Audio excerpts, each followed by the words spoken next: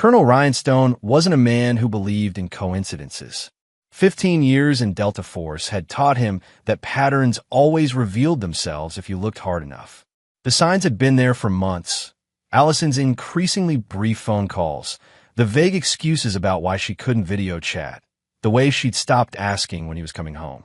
30 days, maximum, Commander Phillips said, sliding the mission brief across the table in the secure operations tent. In and out of Yemen. High-value target extraction. Ryan nodded, his weathered face betraying nothing of the turmoil in his marriage. At 42, his body bore the scars of countless operations, but he kept himself in impeccable condition. His men respected him not just for his tactical brilliance, but for his composure under pressure. Among the other operators, he was known simply as Stone, partly for his last name, but mostly for his unflinching demeanor in crisis situations. "Something on your mind, Colonel?" Phillips asked. Ryan tapped the file. "Nothing relevant to the mission, sir." The truth was, he'd received a text from his childhood friend Drew Mercer just before the briefing. Drew worked at First National Bank in their hometown of Lakewood, Colorado, and his message had been cryptic, "Unusual activity on your accounts. Call when you can." Ryan had been unable to reach Drew before the briefing, but his instincts were already mapping contingencies. His marriage to Allison had been wonderful once, a decade of genuine happiness before his repeated deployments, and her growing resentment had created a chasm between them. They'd been high school sweethearts, married right after college. She'd supported his military career initially, but the long absences had taken their toll. "We move out at 0500, Phillips concluded. As the team dispersed to prepare, Ryan retrieved his encrypted satellite phone. Drew answered on the second ring. "I've been watching your accounts like you asked," Drew said without preamble. "Allison made a withdrawal of $50,000 yesterday.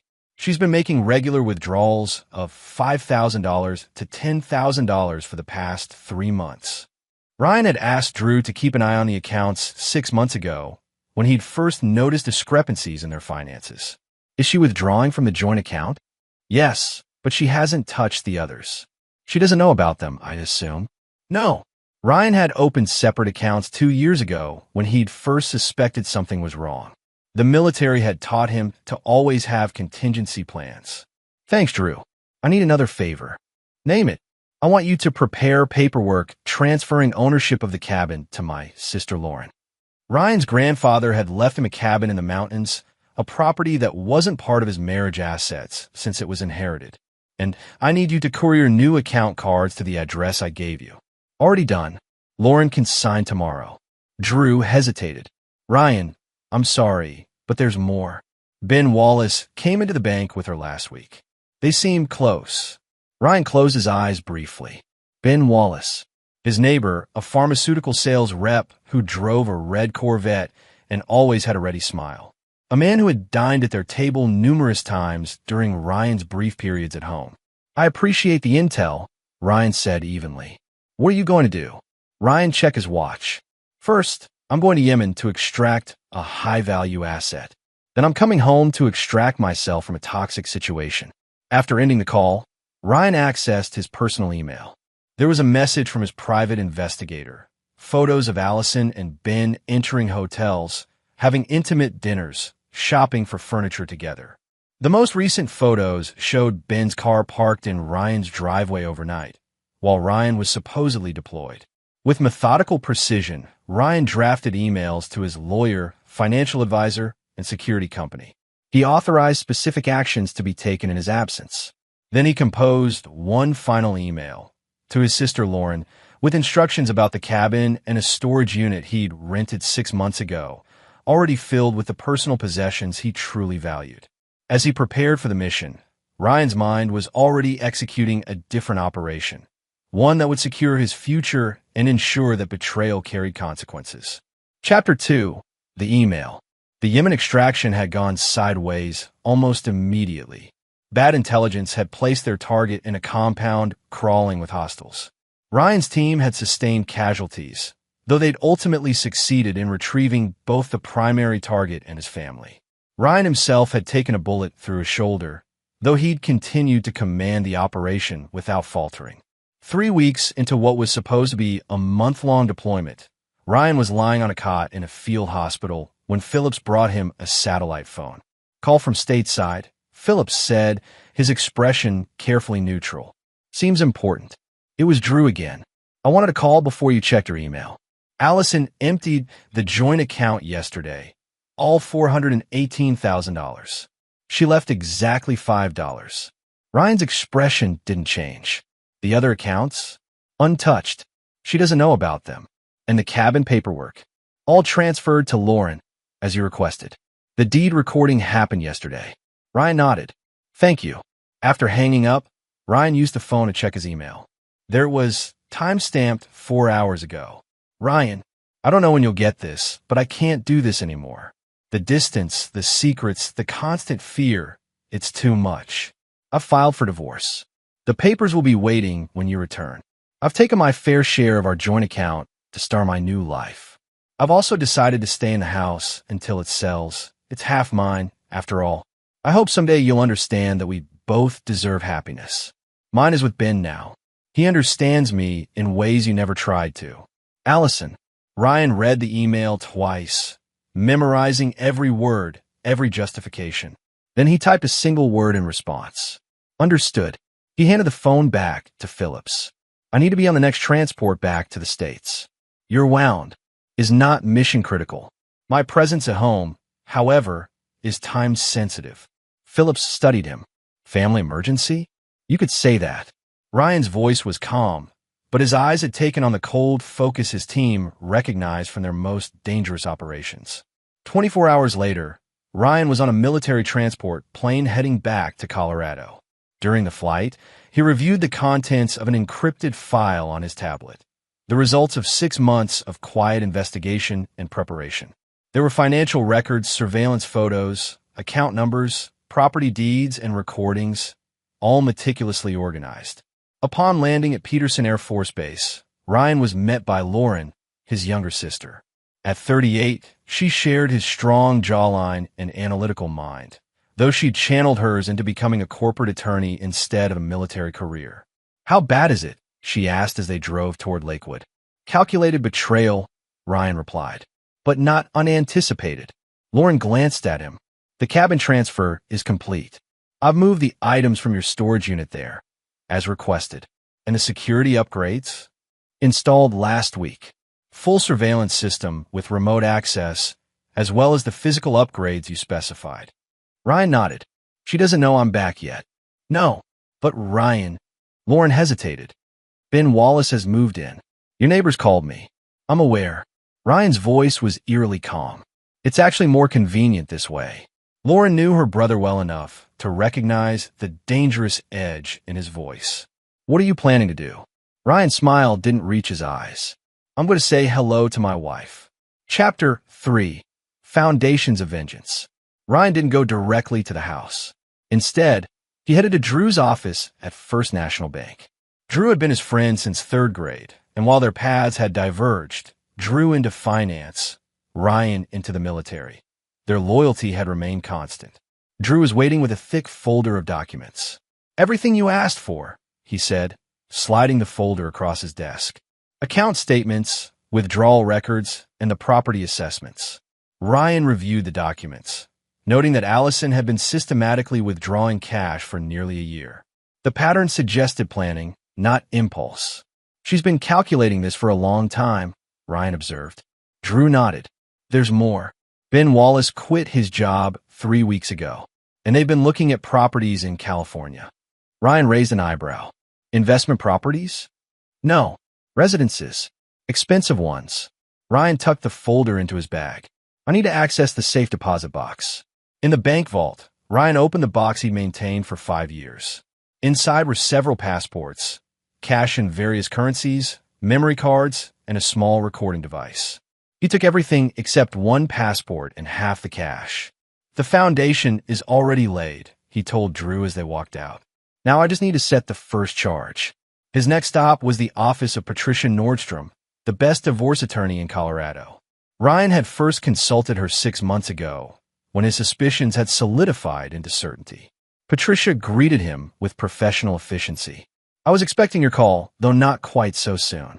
Circumstances accelerated the timeline. Ryan placed a USB drive on her desk.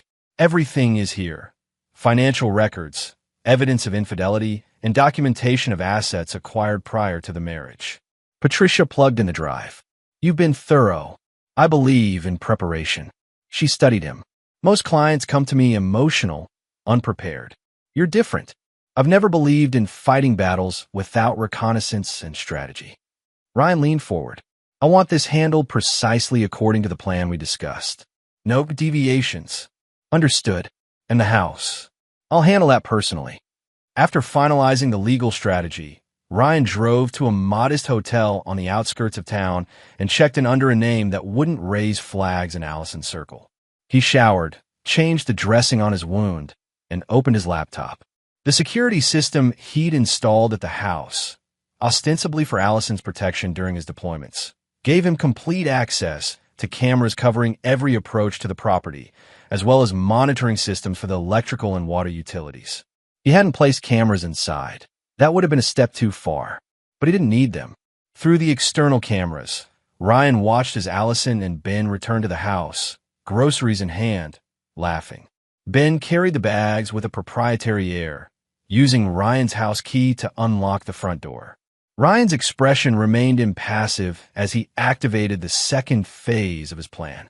With a few keystrokes, he initiated a series of financial transactions that would become visible in exactly 72 hours. Then he sent a text message to a number very few people had access to. The reply came almost immediately. We owe you. Assets in position within 24 hours. Ryan closed the laptop. Tomorrow, he would confront Allison and Ben. But tonight, he would sleep, conserving energy for the campaign ahead. As he had learned through multiple combat deployments, timing was everything. And Allison had no idea that her understood response had been his signal to activate a plan long in the making. She thought she'd won. She thought she'd taken everything. But Allison didn't realize that Ryan had anticipated her betrayal and had been laying the groundwork for his response for months. By the time she understood what was happening, the war would already be lost. Chapter 4. First Contact. Ryan parked his rental car a block away from the house and approached on foot. It was just past 9 a.m., late enough that Ben would have left for whatever appointments a jobless pharmaceutical rep might have, but early enough that Allison would still be home. She never started her day at the real estate office before 10. He used his keys silently, entering the home he'd purchased 7 years ago. The interior had already changed. New artwork on the walls, different furniture in the living room. The framed photos of Ryan and Allison had been removed, replaced with abstract prints. Allison was in the kitchen, back turned, pouring coffee. The familiar scent of her perfume mixed with the aroma of French roast. Hello, Allison. She whirled, coffee mug shattering on the tile floor. Her face, always beautiful, went pale. She was wearing silk pajamas Ryan had never seen before. Ryan, you're not supposed to be back for weeks. Plans change. He remained in the doorway, studying her with detached interest, especially when one receives a divorce notification via email. Allison's shock gave way to defiance. You were unreachable. What was I supposed to do? Perhaps not empty our joint account? Perhaps not move your lover into our home? His tone remained conversational. Just suggestions. It's my home, too. She stepped over the broken mug, moving to put the kitchen island between them. And it was my money, too. Interesting perspective. Ryan placed his duffel on the counter. I'll be collecting some of my belongings today. Ben will be back soon. Ryan smiled. No, he won't. Ben is currently touring a property in Aspen with what he believes is a potential client. The showing will run long. Very long. Allison's eyes widened. How did you? I know many things, Allison. For instance, I know that you and Ben have been planning this for at least 14 months. I know about the hotel in Denver last March, the weekend you said you were at a real estate conference. You had me followed? Her outrage seemed genuine. No, I simply paid attention. Ryan unzipped the duffel and removed a folder. Did you really think I wouldn't notice the changes in your behavior? The new passwords on your phone? The unexplained expenses? That's paranoid and controlling. Is it paranoid if the threat is real? Ryan slid the folder across the island. These are copies of the financial records I've submitted to my attorney. You should recognize the transactions. Allison opened the folder, her expression shifting from defiance to concern as she flipped through the pages. Ryan had highlighted the systematic withdrawals she'd made, dating back more than a year. "This is my money too," she repeated, but with less conviction. "Some of it, yes. But you took all of it, Allison. And that creates certain legal complications." Ryan retrieved another folder from his bag. "These are copies of the premarital assets documentation. The cabin is no longer relevant to our divorce proceedings." "What do you mean?" "I transferred ownership to Lauren 6 months ago. It was never marital property since it was inherited." Allison's face flushed. "You can't just—" "I can and did. Legally." Ryan remained calm. "As for the house, you're correct that you have a claim to it. We'll let the courts decide the specifics." "I've already filed the divorce papers," Allison said, regaining some composure. "My lawyer says Colorado is an equitable distribution state. I get half of everything." "Half of the marital assets," Ryan corrected. "Not half of everything. But we can discuss that another time. I'm only here for some clothes and personal items." As Ryan moved toward the stairs, Allison followed. "What happened to your shoulder?" she asked, noticing his careful movements. "Bullet wound. Yemen. Not that you asked when I was deployed." In the bedroom, more changes were evident. Ben's clothes hung in what had been Ryan's closet. The bedding had been replaced with an unfamiliar gray set. Ryan opened a specific drawer in the dresser. It was empty. "Looking for something specific?" Allison asked, watching from the doorway. "Just confirming a theory." Ryan turned to the closet, retrieving a duffel bag from the back. It contained precisely what he expected, nothing of value. His service medals, family heirlooms, and personal mementos were all missing. "Where are my medals, Allison?" She crossed her arms. "In storage. This is my bedroom now, and I needed the space." Ryan nodded, as if this confirmed something important. "One more question. The jewelry your mother left you, where is it?" Allison's hand instinctively went to her neck, where she often wore her mother's pendant. "In my safe." "What?" "Just curious about what you consider important enough to protect." Ryan zipped up the empty duffel. "I'll be back for the rest of my belongings once the court issues the preliminary orders." As he headed downstairs, Allison called after him. "That's it? You're just leaving?" Ryan paused at the front door. "What did you expect, Allison? A scene? Begging? That's not who I am. You don't even seem angry." "Anger is a waste of energy unless properly channeled." Ryan's gaze was disconcertingly calm. "I responded to your email with understood because I do understand perfectly. You made your choice. Now we both live with the consequences."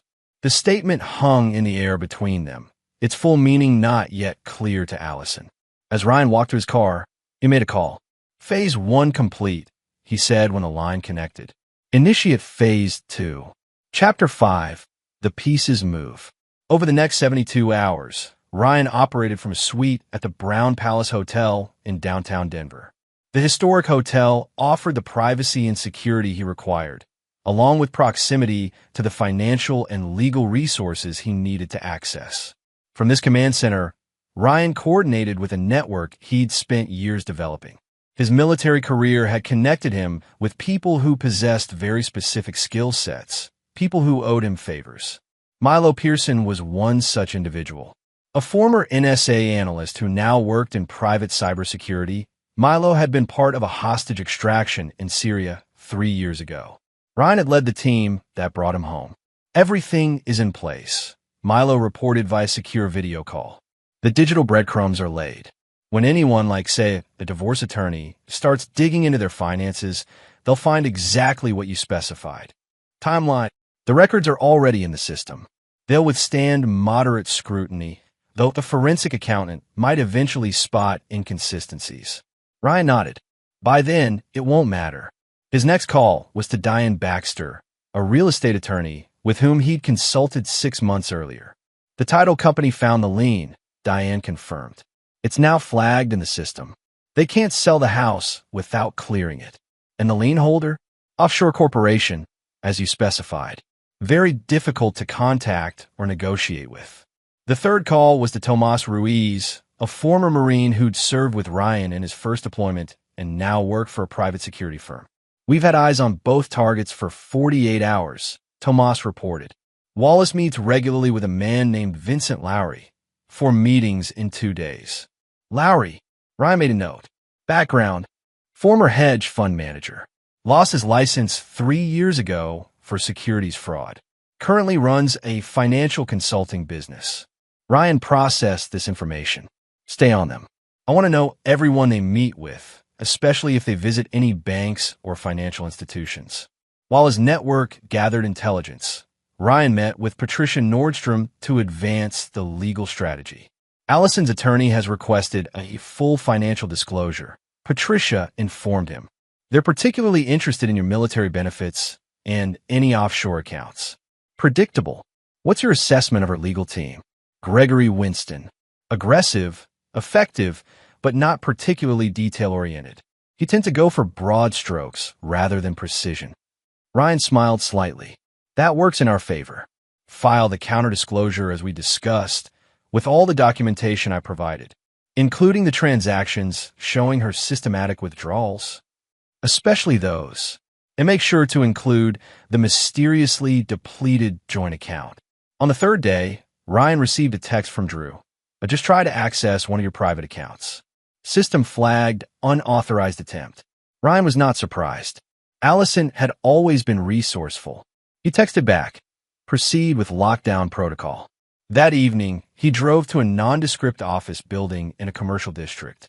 Hector Diaz, a compact man with prematurely gray hair, greeted him with a firm handshake. The equipment is ready, Hector said, leading Ryan to a room filled with surveillance monitors.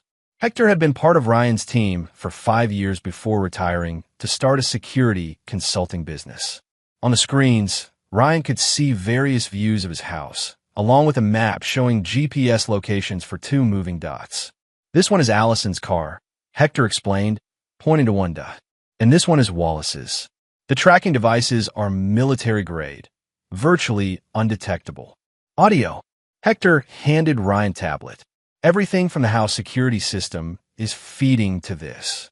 You can review all recordings remotely. Ryan studied the setup. Show me what they've been saying when they think they're alone.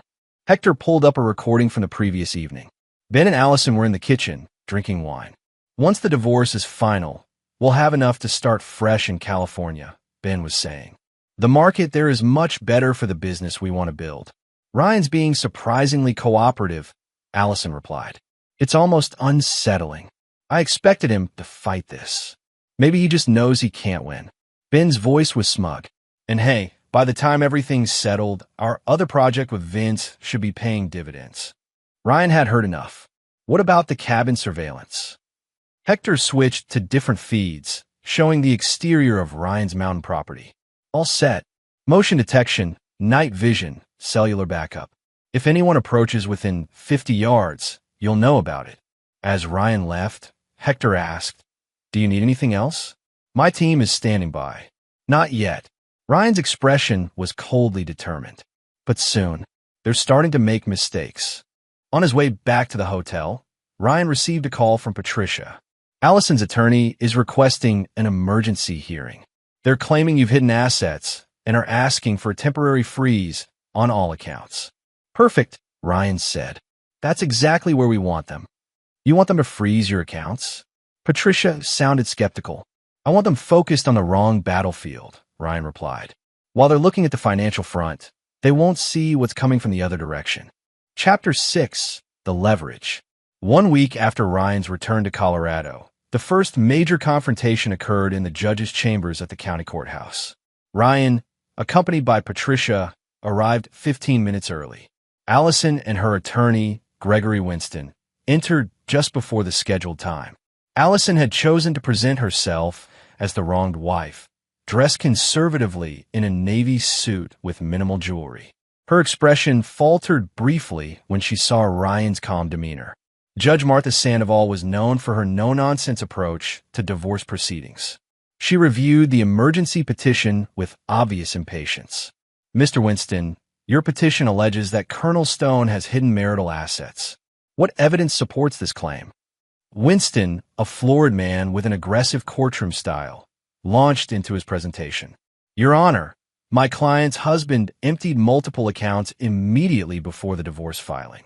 We have evidence of transfers to offshore entities and, if I may, Your Honor, Patricia interrupted smoothly. Mr. Winston's claims are not only unsupported, but directly contradicted by the evidence. It was Mrs. Stone who emptied the joint account of $418,000, leaving exactly $5. We have the bank records here. She presented the documentation, which Judge Sandoval reviewed carefully.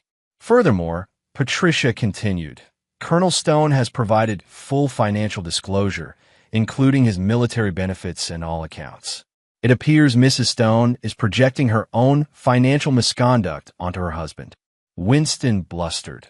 Your Honor, we have reason to believe there are additional accounts. Based on what evidence? Judge Sandoval asked sharply. My client is aware of her husband's pattern of secretive behavior. That's not evidence, Mr. Winston. That's speculation. The judge turned to Ryan.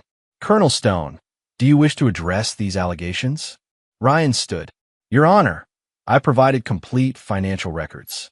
What's really at issue is that my wife and her companion have been planning this divorce for over a year, systematically withdrawing funds and making preparations while I was deployed overseas. I believe the emergency petition is a tactical move to distract from their own actions. Judge Sandoval studied him, then Allison, whose composure had noticeably slipped. I'm denying the emergency petition. There's insufficient evidence of hidden assets. However, I am ordering a freeze on all remaining joint accounts pending final property division. As they left the courtroom, Allison caught up to Ryan in the hallway. This isn't over. We know about your secret accounts. Ryan regarded her with that same unsettling calm. There's a difference between secrets and privacy, Allison. But you never did understand that distinction. What's that supposed to mean? It means that while you were searching for hidden money, you missed what was hidden in plain sight. Ryan glanced at Ben, who was waiting by the elevator. By the way, how well do you really know your new partner? Allison's eyes narrowed. Better than I ever knew you, apparently. We'll see. Ryan nodded to Patricia, and they walked away, leaving Allison looking uncertain for the first time. Back at the hotel, Ryan received a call from Tomas. We've confirmed Wallace's connection to Lowry. They're definitely planning something involving California real estate. Lowry has a history of running investment scams targeting wealthy divorcees. Interesting, Ryan said. And their funding source? That's where it gets complicated. It appears Wallace has been telling Lowry that he's coming into significant capital soon, around $400,000. The exact amount Allison had withdrawn from the joint account. Ryan's suspicions were confirmed. Keep monitoring. I want to know the moment they make any move toward California. That evening, Ryan met with Drew at a quiet bar downtown. Drew slid a USB drive across the table. Everything you asked for. Bank records showing Allison accessed her safe deposit box 3 times in the past week. And something else you should see. Ryan plugged the drive into his tablet. Among the files was a surveillance photo of Ben meeting with a woman who wasn't Allison, an attractive brunette who was clearly comfortable in his company. Who is she? Nicole Farber. Works at Mountain View Realty, same office as Allison. They're supposedly friends. Ryan studied the image. How friendly is she with Ben? Based on where his hand is in that photo, I'd say very. Drew sipped his beer. They've met 4 times in the past 10 days, always at the same hotel. Does Allison know? Not yet. Ryan's expression didn't change, but a cold satisfaction settled in his eyes. Perfect. This is exactly the leverage we need. For what? To drive the first wedge. Ryan tucked the tablet away. Ben Wallace is running a classic con. Seduce a woman with access to money, convince her to invest in a sure thing, then disappear with the cash. He's already setting up his escape hatch with this Nicole. Are you going to tell Allison? Not yet. First, I want them to feel secure, to believe they're winning. Ryan checked his watch. Now, I need you to do something else for me. Something that will seem completely unrelated. Ryan outlined his request, and Drew listened with growing amazement. That's devious. No, Ryan corrected. It's calculated. Every action has consequences. Allison and Ben are about to discover theirs. 2 days later, Ben Wallace received a letter from United Western Bank, informing him that his loan application for commercial property in California had been pre-approved based on his excellent credit rating and the substantial down payment he'd specified. All he needed to do was complete the final paperwork at their California branch and transfer the down payment. When Ben shared this news with Allison, their celebration was captured by the home security system Ryan still monitored. Their plan was moving forward exactly as they'd hoped, or so they thought. What they didn't know was that the pre-approval letter had been carefully crafted by Ryan's team, the bank letterhead perfect, the loan officer's signature flawless. It was the first domino in a sequence designed to collapse at precisely the right moment. Chapter 7. The Unraveling. 3 weeks after Ryan's return to Colorado, Allison and Ben flew to California to finalize what they believed was a legitimate real estate investment. They'd chosen a property in Newport Beach, a commercial building they planned to convert into office suites, with projected returns that seemed almost too good to be true. Because they were, in fact, too good to be true. The meeting at United Western Bank took place in a legitimate-looking office rented for the occasion and staffed by members of Hector's security team, posing as bank employees. Ben confidently presented the down payment, $380,000 in cashier's checks from the money Allison had withdrawn from the joint account. The loan officer, actually a former actress who owed Hector a favor, processed the paperwork with professional efficiency, providing Ben and Allison with what appeared to be valid documentation of their investment. They left believing they had secured their future. While they celebrated with champagne at an oceanfront restaurant, the real operation was unfolding. The cashier's checks were deposited into an escrow account controlled by Patricia's law firm, not stolen, but held as evidence of financial misconduct during divorce proceedings. Meanwhile, back in Colorado, Ryan executed the next phase of his plan. Using the access codes Allison had unwittingly provided through the home security system's keystroke monitoring, he gained entry to her real estate office after hours. He wasn't there to steal or vandalize, but to place something, a small listening device in her desk drawer, matched with a tiny camera concealed in a decorative item he knew she would move. When Allison returned from California, she would find several unpleasant surprises waiting. The first came when she tried to access her email at work and discovered her password had been changed. The IT department confirmed that the change request had come from her account, using her security questions. The second surprise arrived in the form of a formal letter from the Colorado Real Estate Commission, informing her that an ethics complaint had been filed against her. The complaint, anonymously submitted with detailed documentation, alleged that she had improperly used client information for personal gain. The third and most devastating surprise occurred when she returned home to find divorce papers taped to the front door. Not the original filing, but an amended petition from Ryan's attorney that included shocking new allegations: conspiracy to commit fraud, misappropriation of marital assets, and evidence of an attempt to illegally transfer those assets across state lines.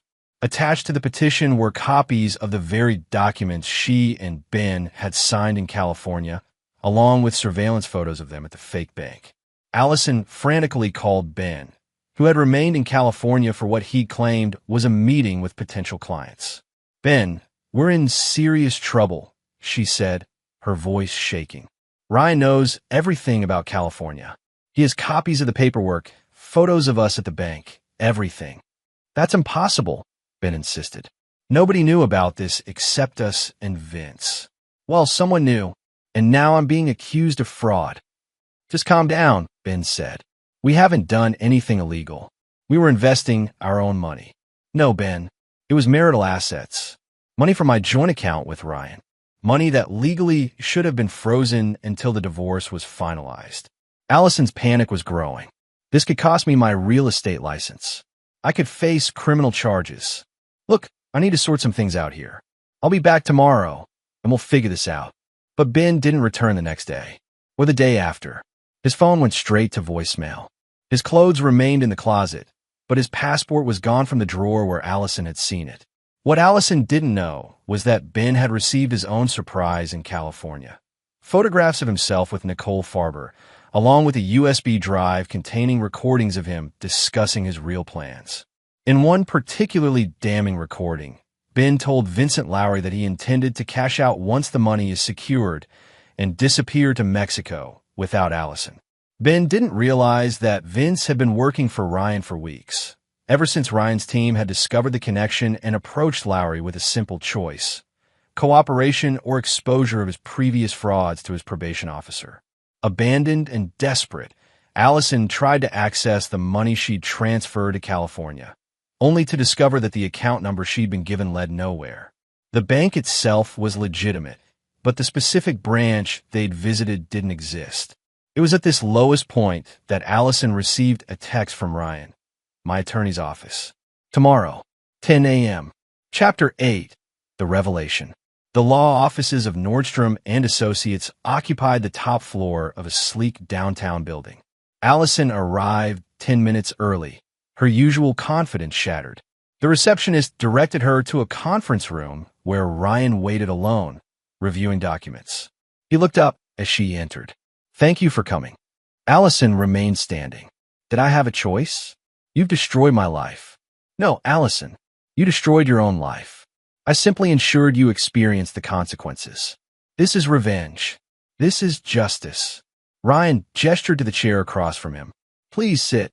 What I'm about to show you will take some time to process." Reluctantly, Allison sat. Ryan opened a laptop and turned it to face her. On the screen was a video of Ben and Nicole Farber in an intimate embrace. "That's from 2 months ago," Ryan said calmly. "While I was deployed, Ben was playing both of you." Allison's face paled. "Why are you showing me this?" "Because you deserve to know who you betrayed me for." Ryan clicked to another file, an audio recording of Ben talking to Vincent Lowry. "Once we secure the investment capital from Allison, I'll need about 2 weeks to transfer everything to the Cayman account," Ben's voice said clearly. "She believes we're building a life together, but that's your specialty, isn't it, Vince? Selling beautiful lies." Allison's hands trembled. "He was going to steal my money." "Your money? You mean the marital assets you illegally withdrew?" Ryan's voice remained even. "Yes, that was always his plan. Ben Wallace has done this before. 3 times, in fact. Different states, different names sometimes, but the same scheme." He slid a folder across the table. Inside were background reports on Ben, including previous aliases and police reports from women who'd filed complaints but never pressed charges. "How did you know?" Allison whispered. "I didn't initially, but once I suspected your infidelity, I started paying attention. The patterns were there, the unexplained expenses, the changes in your behavior, the new passwords. I began documenting everything 6 months ago. So all of this, the fake bank, the California property, it was all a trap?" Ryan nodded. "One you walked into willingly, just as you walked into Ben's trap. The difference is I wasn't trying to steal from you. I was building a case. A case for what? Originally, just for the divorce. I wanted to ensure you couldn't take everything we'd built together." Ryan's eyes hardened. "But then you emptied our joint account while I was on a mission. You moved your lover into our home. You crossed lines that couldn't be uncrossed." Allison's defiance resurfaced. "So you decided to ruin me? Is that it?"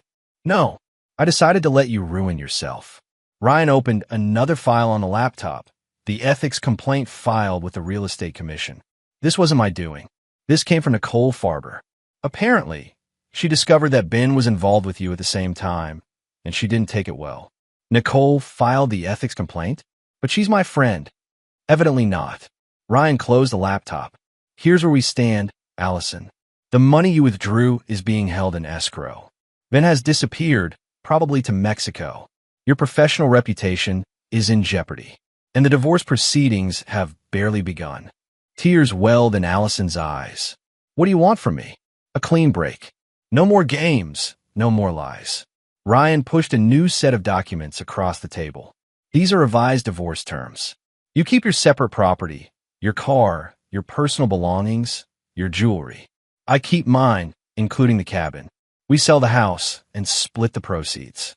The money you withdrew is returned to marital assets and divided accordingly." Allison scanned the documents. "And the ethics complaint? That's between you and the commission. I have no control over Nicole's actions. But you could tell them." "Tell them what? That you didn't knowingly participate in Ben's scheme? That would require lying under oath, and I won't do that." Allison's shoulders sagged. I never meant for things to go this far. Intentions matter less than actions, Allison. You made choices. Those choices had consequences. Ryan stood. Patricia will be here in 20 minutes to witness if you decide to sign. I'll leave you to review the documents. As he reached the door, Allison asked, Did you ever love me? Ryan? Really love me? Ryan paused, his back to her. Yes, completely. That's why your betrayal warranted such a comprehensive response.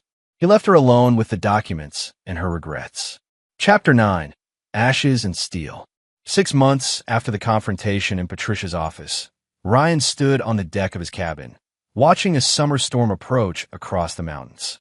The divorce had been finalized 3 months earlier, with Allison accepting the terms he'd offered, not out of generosity, but because she'd recognized she had no better options. The house had sold quickly once the manufactured lien was removed, providing both of them with a reasonable settlement. Ryan had used his portion to expand the cabin, adding a workshop where he now spent hours crafting furniture from reclaimed wood, a skill his grandfather had taught him years ago. His phone rang, Lauren calling for their weekly check-in. I just heard some interesting news, she said after they'd exchanged greetings. Allison lost her real estate license. The commission's ruling came down yesterday. I'm aware, Ryan replied, watching lightning flicker in the distance. Did you have anything to do with that? No, that was the natural consequence of her actions with Ben. Ryan had maintained his distance from the proceedings, neither helping nor hindering Allison's defense. Speaking of Ben, there's more news. Mexican authorities found a body matching his description in Puerto Vallarta. Apparent robbery gone wrong. Ryan said nothing, his expression unchanged as thunder rolled across the mountains. Ryan, Lauren's voice held a question she wasn't quite asking. Tragic, he said finally. Though not unexpected, Ben made many enemies. The conversation shifted to other topics, Lauren's law practice, their plans for the holidays, a potential business opportunity Ryan was considering involving his furniture crafting. After ending the call, Ryan checked his secure email. There was a message from Tomas. Package delivered as requested. No complications. Ryan deleted the message, then accessed a numbered account at a bank in the Cayman Islands. The balance showed a withdrawal of exactly $50,000 2 days earlier. The agreed-upon payment for ensuring Ben Wallace would never victimize another woman. Some might call it murder. Ryan considered it preventive action, no different from neutralizing a threat on the battlefield. Inside the cabin, Ryan opened a hidden safe behind a bookshelf. Among the contents was a small journal in which he documented every detail of Allison's betrayal and his response. On the final page, he made a new entry. Justice served. Chapter closed. Later that evening, as rain lashed against the windows, Ryan received an unexpected text from a number he didn't recognize. It's Allison. Can we talk? I need closure. Ryan studied the message, considering his response. In the months since the divorce, he'd rebuilt his life with the same methodical precision he'd used to dismantle hers. He'd started a small furniture business, reconnected with military colleagues, even had dinner occasionally with a bookstore owner named Serena who asked intelligent questions and seemed genuinely interested in his woodworking. Allison was part of a closed chapter, a painful lesson in betrayal and consequence. He typed his response carefully. There's nothing left to discuss. Seek your closure elsewhere. Then he blocked her number, tossed another log on the fire, and returned to the blueprint he'd been drawing for a custom dining table. The past was settled.